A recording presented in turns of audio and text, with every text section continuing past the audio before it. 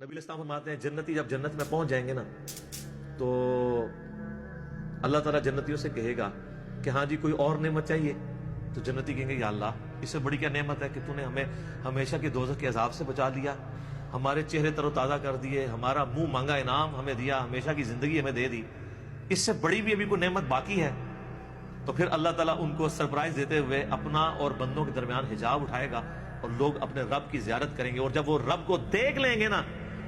تو ان کو دنیا کی اور جنت کی ہر نعمت بھول جائے گی، وہ کہیں گے اصل نعمت تو یہ ہے، یہ اللہ نے سرپرائز میں رکھی ہوئی ہے جنت کی طرف۔ یہ صحیح مسلم میں حدیث ہے۔ پھر نبی علیہ السلام نے کہا کہ چاہو تو قرآن پڑھ کے دیکھ لو، سورہ یونس کی آیت نمبر 26 آپ نے تلاوت کی، للذین احسنوا الحسنى وزیادہ، جو لوگ نیکوکار ہیں اللہ تعالیٰ ان کے لیے بہتر اجر رکھے گا اور کچھ بڑھ کے بھی دے گا۔ وہ کہتے ہیں کہ بڑھ کے جو دے گا وہ یہ ہے سب سے بڑھ کے اللہ کا دیدار انشاءاللہ۔